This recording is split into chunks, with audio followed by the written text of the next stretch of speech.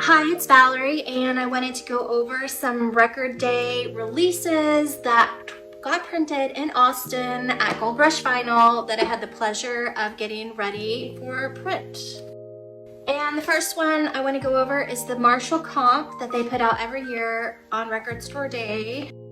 So they printed this on reverse board. They did a PMS yellow color with black ink, and they did a sleeve, a black and white sleeve, and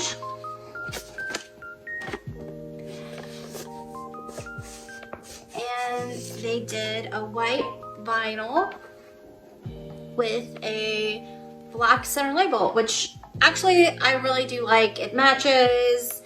Like I've said before, black center labels don't always have the blackest of blacks because of when they get baked and pressed and all that. However, this one does look pretty dark and good. Overall, this comp for Record Store Day was really cool, and if you did get one of these, this was pressed in Austin, Texas. Next, I want to talk about the Jerry Jeff Walker package, and they had a Record Store Day sticker, and let me get this open. And they did a sleeve, custom printed sleeve, and to match the album color, they chose translucent orange vinyl.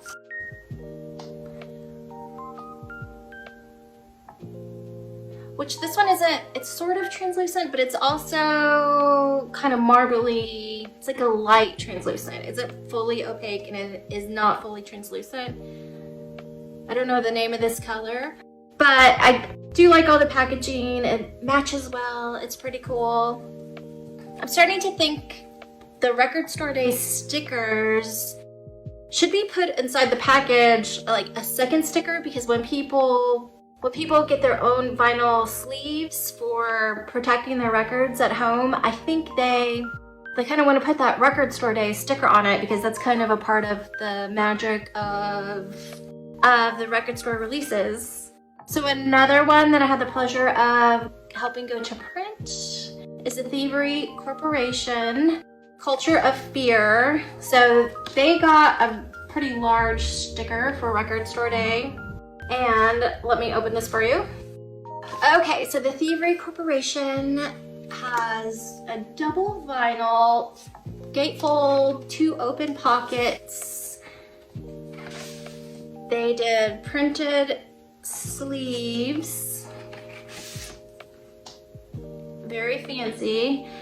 And I've got to look up all the requirements for Record Store Day releases because you can do reissues, but I think it has to have something special. So what's special about this one is they did the etching. I don't know, it's going to be kind of hard to see on camera. However, they did black vinyl,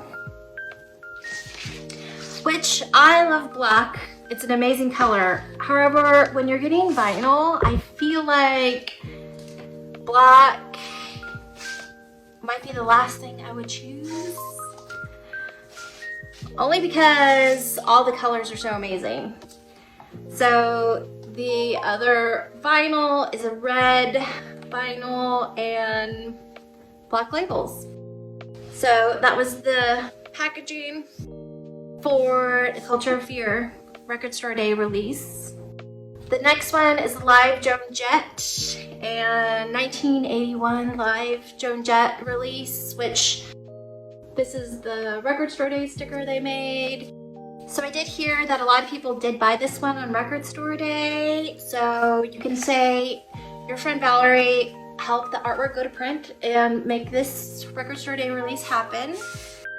Okay, so they chose a white vinyl sleeve and they made a custom ticket that kind of makes it look like you got a ticket from the live performance.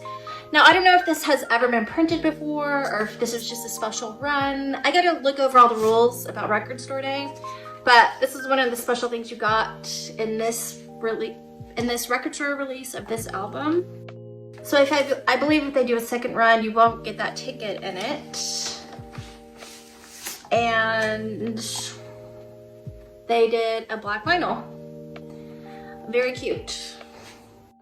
So the last one I wanted to show you that got pressed in Austin, Texas was the Stray Cats live album. And this was their Record Store Day sticker.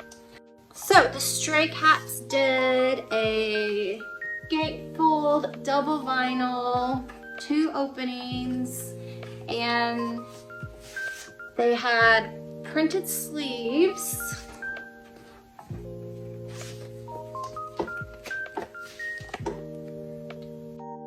And what was special about their Record Store Day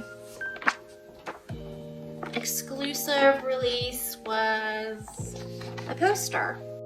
So if it ever gets printed again, I don't know if they'll have the poster with it. So that's kind of why people go and wait in line and try to find the specific albums that they want. Everything's supposed to be very unique.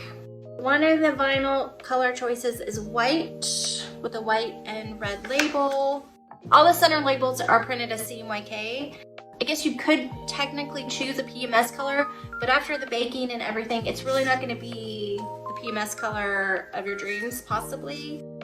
And the other vinyl is a red vinyl with the red and white center label. So the Stray Cats live in Brixton, pretty cool packaging. I think that if you were able to get this particular release on Record Store Day, it's pretty cool packaging. Double vinyl, custom printed everything, a poster. Same with the Joe Jet with the special vintage ticket inside. It's pretty cute. So I think all those Record Store Day releases that I got to help with were really cool and great records. And so those were the only Record Store Day releases that I saw in person. I think those are really cool. I personally didn't buy any Record Store Day vinyl because I think right now I'm doing Desert Island vinyl that I really want to have, things that I've wanted my whole life and never have owned. So I'm not really in the market for new stuff, or just I wasn't getting enticed to go spend the money on something just quite yet. I need a lot of Valerie classic albums that I've never owned, and yeah, that's what I'm gonna save my money on for now. But I love the concept. I think I'm gonna research what are the requirements for Record Store Day, because I see a lot of people complaining that they thought Record Store Day was falling short this year. But Record Store Day as a brand is not responsible for what the labels and the bands are turning in for their unique Record Store Day releases. So they're not in control of what is coming out. Yeah, so I am curious, what are the requirements for Record Store Day releases for the labels? I'm gonna research that and I will report back. And yeah, I'm very honored to help Gold Rush Vinyl with the pre-press on these records, and it's really cool seeing all the TikToks and the different videos of people buying some of them and seeing them in their houses, and yeah, just overall super cool. All right, thanks.